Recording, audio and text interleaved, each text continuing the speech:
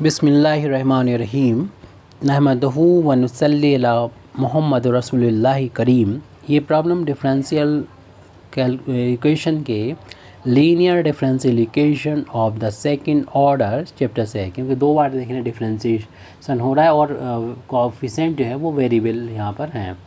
तो उसको हम डिफरेंशियल प्रॉब्लम अपनी है, write the equation D two Y over D X square minus 4x D Y over D X plus 4x square minus 1y is equal to minus 3 E to the power X square sine 2x in normal form and solve it.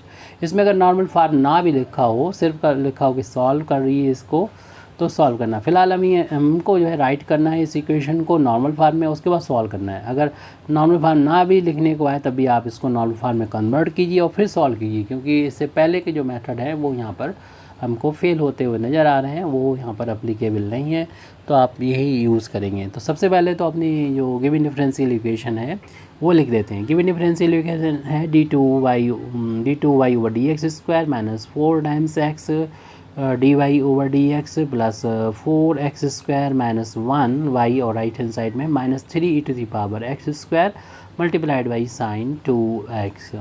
अब यहाँ पर इस differential equation की compare कर लेंगे जो हमारा standard differential equation second degree का होता है उससे, यानी D two Y over D X square plus P into D Y over D X plus Q Y is equal to R से कंपेयर कर लिए। इसको लिखिएगा नहीं आप, सिर्फ जो कंपेयर करने पर यानी D Y over D X का कोएफिशिएंट पी आ रहा है उसकी वैल्यू देख रहे हैं माइनस के 4x है, इसको बस नोट कर लीजिएगा। अगले स्टेप में हम नेक्स्ट पेज पर इस प्रॉब्लम को लिख रहे हैं। आप अपनी प्रॉब्लम को लिखने के बाद आपको डायरेक्ट कंपेरिजन कर लेना है और p की वैल्यू लिख देंगे कि ये माइनस के 4x है। इसी तरीके से हम देखेंगे कि जो y का कोएफिशिएंट है q वो यहाँ पर है अपने क्वेश्चन में माइनस 4x स्क्वायर माइनस का 1 और राइट हैंड साइड में जो है जिसको r बोलते हैं उसकी वैल्यू माइनस का 3 times E to the power X square into sine x है, साइन 2x है सॉरी। तो अब हमें इस डिफरेंशियल इक्वेशन को सॉल्व करने का जो मेथड बताया गया है वो नॉर्मल फॉर्म से यानी करना है। तो नॉर्मल फॉर्म में हम पुट करते हैं, putting y is equal to u into V. यहाँ पर u की एक स्पेशल वैल्यू होती है और v एक इक्वेशन से फाइंड किया जाता है जो कि नॉर्मल होता है, वो इस तरीके से दिया जाता है। अगर हम इस वैल्यू को y इज इक्वल टू इस वैल्यू को अगर गिवन इक्वेशन में लिख देंगे तो इक्वेशन इस तरीके से नॉर्मल फॉर्म में कन्वर्ट हो जाता है। द गिवन इक्वेशन रिड्यूस हो जाता है, रिड्यूसेस टू इसमें बदल जाता है, यानी D two V over D X square plus I into V is equal to S में कन्वर्ट हो जाता है। जैसे आप इक्वेशन नंबर 1 डाल दीजिए और इसमें जो आई आ रहा है यहाँ पर और एस आ रहा है उसकी कुछ वैल्यू होती है, आप फार्मूले के तौर पे इसको याद कीजिएगा और उसमें यूज़ करेंगे। उससे पहले हमने यू के बारे में बोला था, इस यू जो है एक फार्मूले से वैल्यू नॉर्मल फार्म के लिए फाइंड की जाती है। यू की वैल्यू होती है, पहले यू की वैल्यू ही फाइंड कर लेते हैं, e to the power minus 1/2 p into d x होता है। तो यहाँ पर आप रख दीजिए p की वैल्यू, अभी ऊपर ही लिखिए हमारे सामने माइनस की 4x है, इसको x के रिस्पेक्ट में इंटीग्रेट करना है। माइनस 4 बाहर निकालेंगे तो ये माइनस माइनस का प्लस हो जाएगा, 4 बाहर निकाला अपान में 2 है और सिर्फ यहाँ पर x बचा है जिसका इंटीग्रेशन करना है। 4 कैंसिल हो जाएगा 2 से 2 टाइम्स, तो इसमें u की वैल्यू मिल जाएगी e की पावर में, ये 2 प्लस का है तो डिफ़ॉल्ट साइन पॉजिटिव होते ही तो आपको अप्लाई करने की ज़रूरत नहीं है यहाँ पर। उसके बाद हम x का इंटीग्रेशन करेंगे, आपको मालूम है कि x का इंटीग्रेशन करना है, x की पावर नहीं लिखी 1 है और इंटीग्रेट करेंगे तो 2 हो जाएगी, अपान में भी 2 आ जाएगा और ये 2 से 2 कैंसिल हो जाएगा। तो u की वैल्यू हमें सॉल्व होकर मिल गई है, e की पावर एक्स स्क्वायर आ गई। अब जैसे कि हमने बोला था इस इक्वेशन में हमारा i आ रहा s आ रहा, उसके लिए अब फार्मूले हैं उसको याद कर लीजिएगा। i इज इक्वल टू होता है q, ये नोटेशन अलग अलग बुक में अलग अलग हो सकता है, हम लोग i का यूज़ कर रहे हैं यहाँ पर। q minus 1/2 D P over D x -1/4p², ये आई की वैल्यू हुआ करती है अगर नॉर्मल फार्म में आप कन्वर्ट करेंगे। क्यू की वैल्यू हमारे सामने ऊपर लिखी हुई है, इसमें हम नोट कर ले रहे हैं, आप भी देख लीजिएगा। 4x² -1 -1/2 d/dx और p की वैल्यू भी लिखी है, माइनस का 4x है, -1/4 और p की जगह पर हम लिखेंगे माइनस का 4x, लेकिन उसका करना है हमें होल स्क्वायर। इसको फिर सॉल्व करके लिख देंगे हम अगली स्टेप में, उसको देखेंगे इसकी वैल्यू कितने की कुल आती है। 4x² -1 है, बिना ब्रैकेट के लिख दिया हमने, ये माइनस बाहर निकल के इसे प्लस बना देगा, और ये 4 भी बाहर निकाल लेंगे क्योंकि कांस्टेंट है, अपान में 2 है ये, और सिर्फ हमें डिफ्रेंशिएशन करना होगा x का, जो कि x के रिस्पेक्ट में डिफ्रेंशिएशन 1 के इक्वल आता है।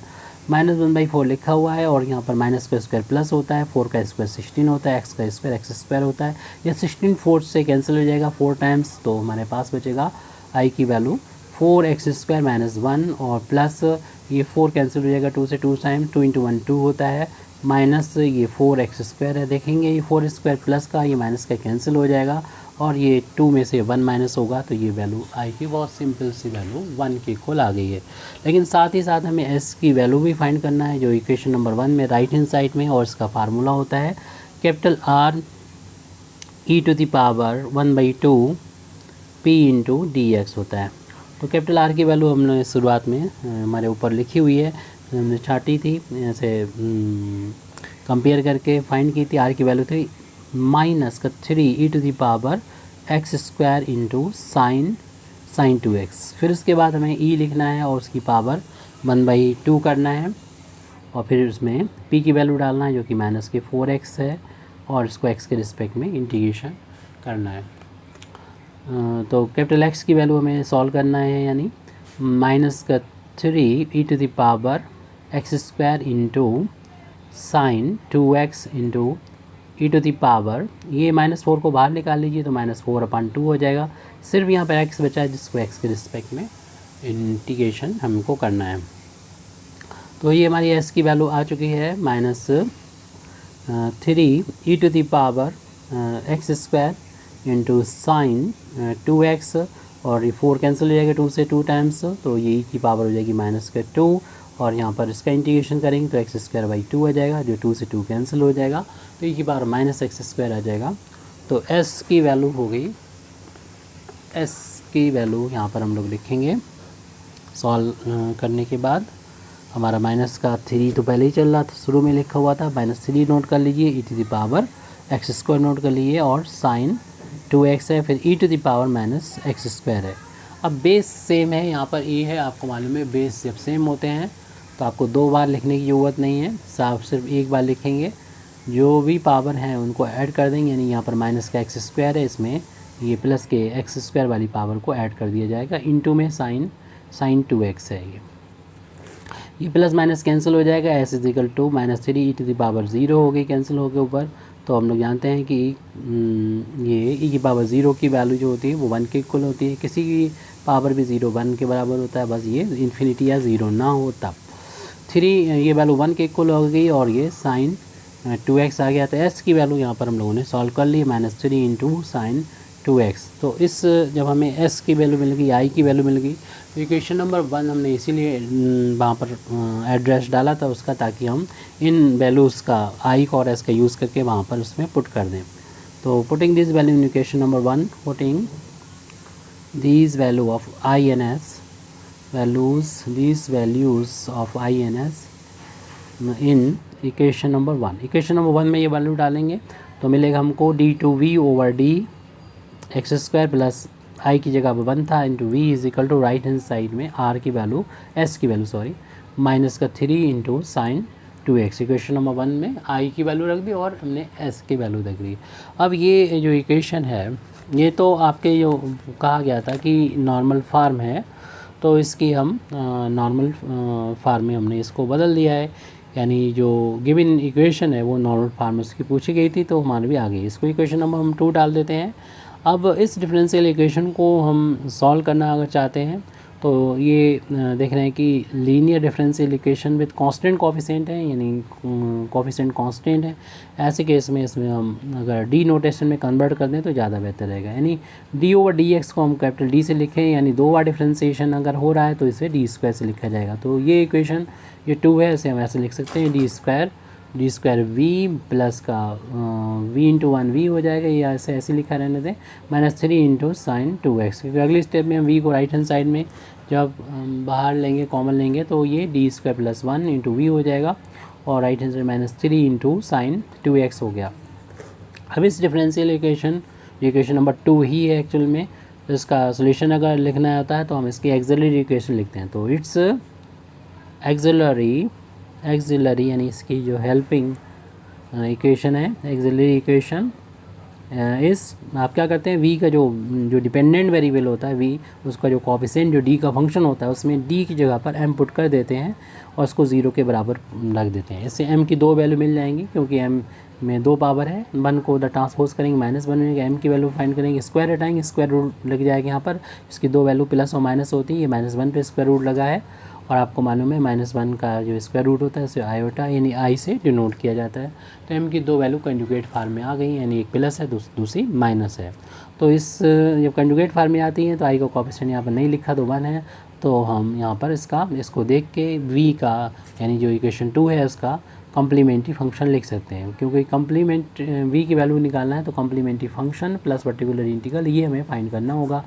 दोनों को ऐड कर देंगे तो पहले हम कम्प्लीमेंट्री फंक्शन जो एक्सिलरी इक्वेशन की हेल्प से फाइंड होता है वो हमने निकाल लिया है, यानी C1 और ये कॉम्प्लेक्स नंबर की फॉर्म में होता है तो इसी तरीके से लिखा जाता है, कॉस ये आई का coefficient into independent variable plus C2 into यही साइन वन इंटू एक्स लीजिए, सेम होता है यहाँ पर, एक में कॉस होता है इसमें साइन होता है, C1 C2 होता है। अगर इस तरीके से कंजुगेट फार्म में यानी प्लस माइनस एम आई की फार्म में होता है तो इस तरीके से हम लोग इसका कॉम्प्लीमेंट्री फंक्शन लिखते हैं। सिंपली लिखना चाहें वन इंटू एक्स को एक्स ही लिख दें तो कॉम्प्लीमेंट्री फंक्शन आ जाएगा C1 कॉस एक्स प्लस का C2 साइन एक्स। जब हमने ये CF लिख दिया है, अब हम पर्टिकुलर इंटीग्रल की वैल्यू भी फाइंड कर लेते हैं। तो पर्टिकुलर इंटीग्रल की वैल्यू को फाइंड कर लेते हैं, पर्टिकुलर इंटीग्रल की वैल्यू को निकाल लेते हैं। तो पर्टिकुलर इंटीग्रल की जो वैल्यू है उसको निकालना है तो उसमें वन अपान में जो डी का फंक्शन है जो कि डी स्क्वायर प्लस वन है उसको लिखेंगे, और जो राइट हैंड साइड में यहाँ पर होता है हमारा जो डिफरेंशियल इक्वेशन 2 है,